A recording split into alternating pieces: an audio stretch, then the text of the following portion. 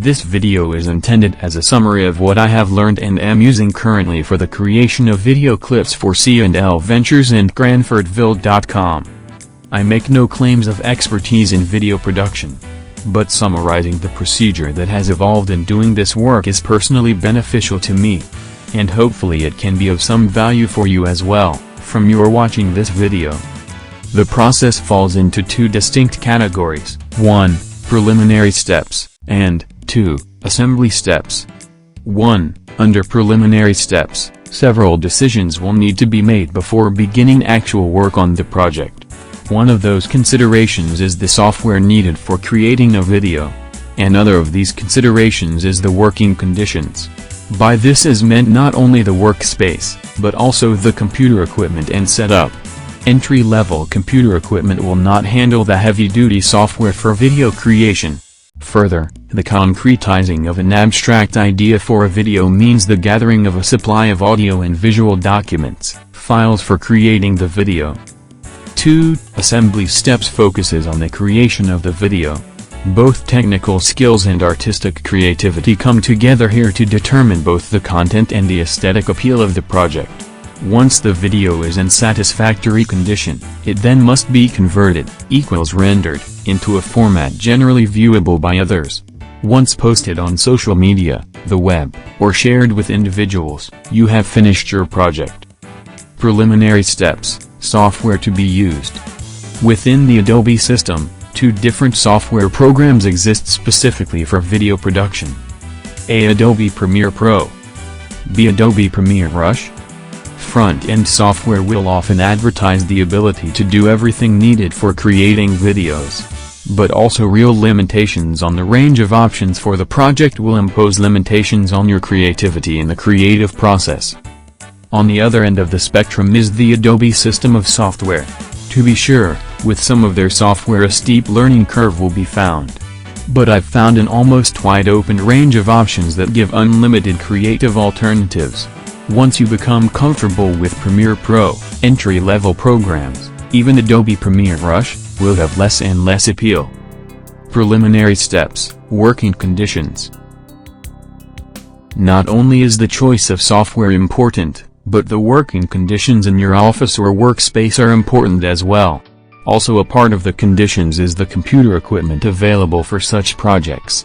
The less expensive software gets along okay on less expensive computer equipment. And the converse is true as well. I have been very fortunate to be able to assemble a rather substantial system in my office at home. Two Dell Precision T1700 computers each with 4 oversized monitors, and by being linked together via a LAN system, they provide the computing strength to operate the Adobe Master System of software, which itself requires considerable computing power for multi-programs to operate simultaneously. But for many years I struggled with software that was inadequate and that imposed severe limitations on what I could do. After getting the better software, the challenge now is developing the greater range of skills in order to take full advantage of the much greater power of the Adobe software. Preliminary steps, gathering materials. Using the speech text in the storyboard, begin pulling from the gathered materials relevant graphics files and movie files. Several things of important note here. 1. Be careful about using pre-made files that have a copyright attached to them. Legally, strict adherence to the parameters of usage spelled out in the copyright document must be followed. Otherwise, you are in violation of the law and are subject to prosecution by the owner of the copyright.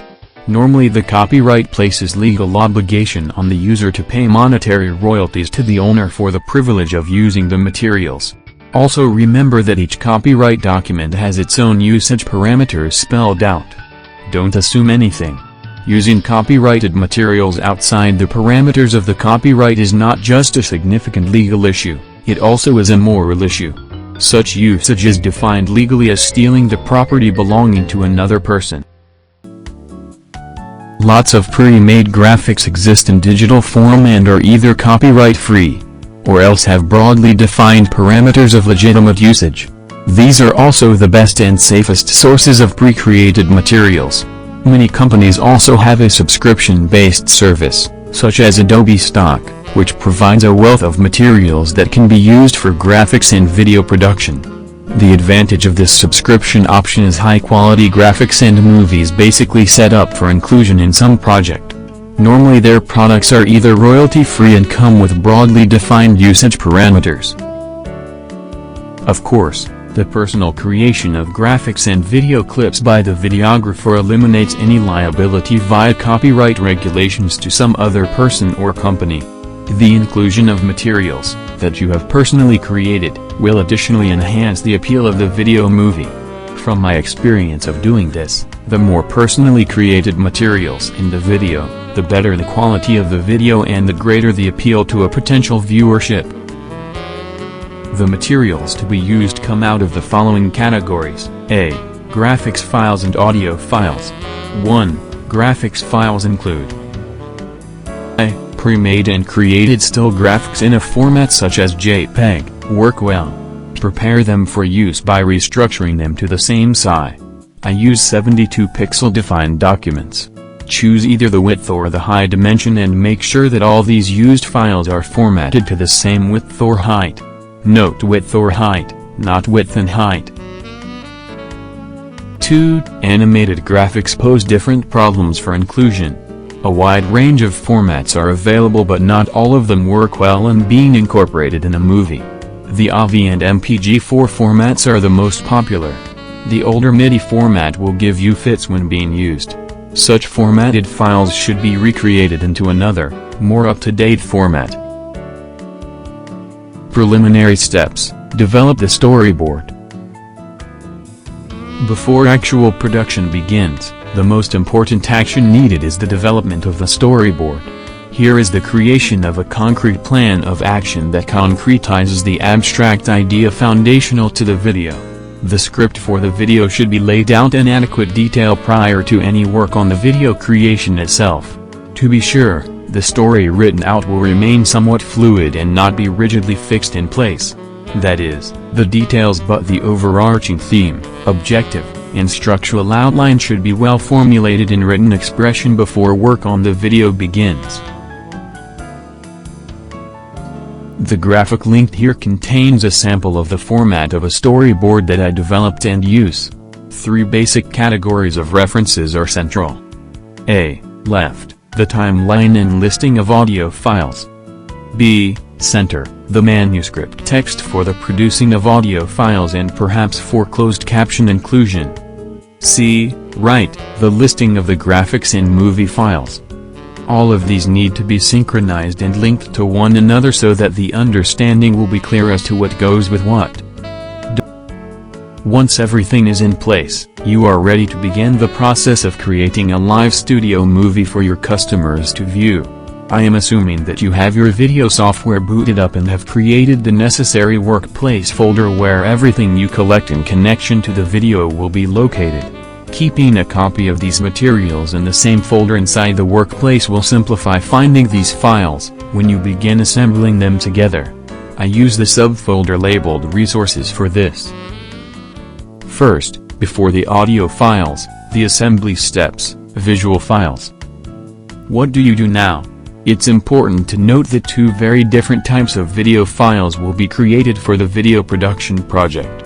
Although technical terms can be used, I'm just calling them the draft movie and the finalized movie.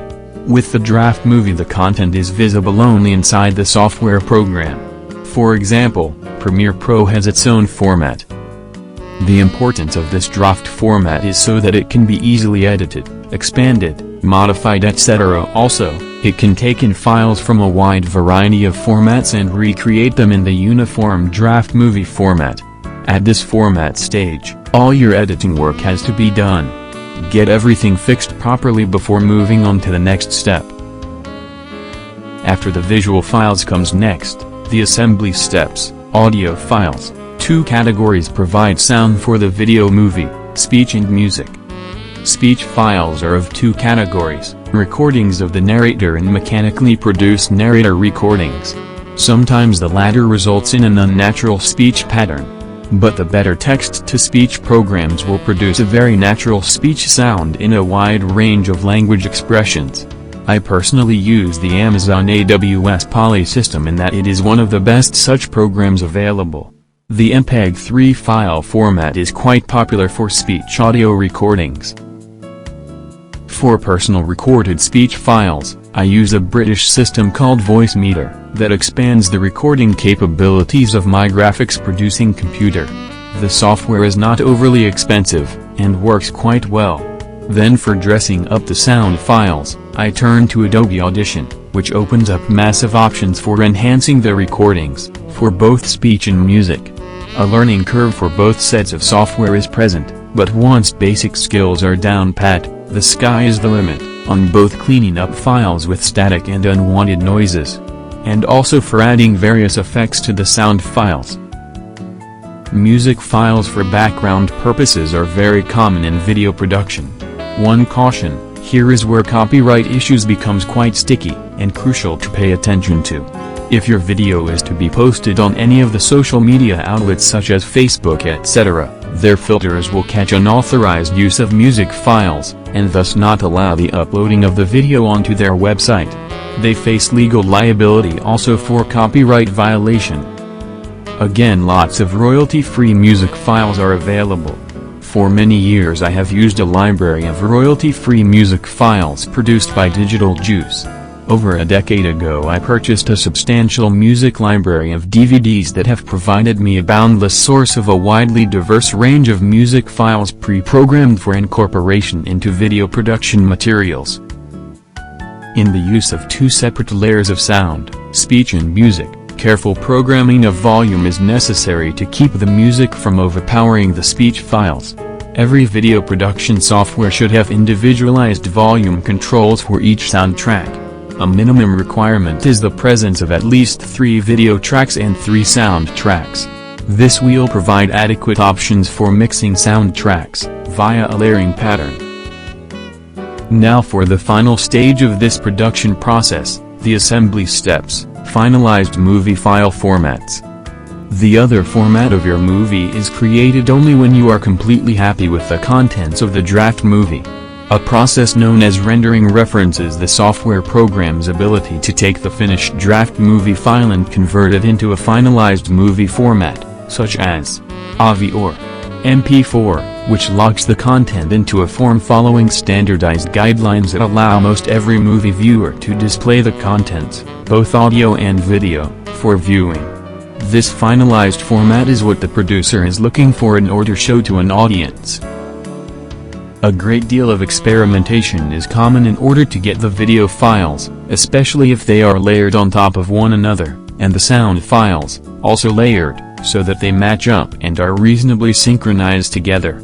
Here is where the artistic aspect really comes to the forefront in the production process. Be sure to get the draft movie file into final form prior to moving on the next step. It's really the pitch to have to come back to the draft movie file in order to make corrections once this file has been rendered. Don't ask me from where or why the label render was attached to this stage of video production. But it is firmly entrenched into vocabulary now.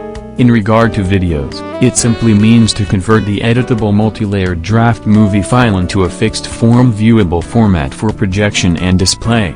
All of the layers of the editable file are flattened into a single layer that conforms to the standardized guidelines, where video viewers can project the contents to an audience.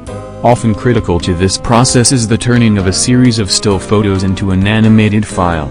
That is, to put some motion into the graphic.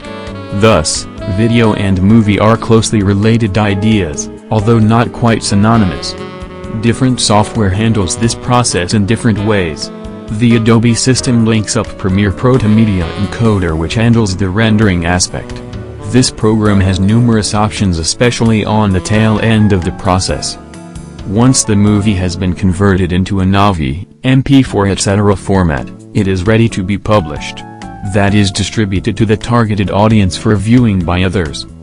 Good luck. This process is somewhat daunting at the beginning. But hang in there and you will be rewarded handsomely with videos of a professional quality. In our present age, the old adage of a picture being worth 10,000 words has never been more applicable. Developing skills to communicate your message through videos will be a priceless advancement and a most rewarding experience.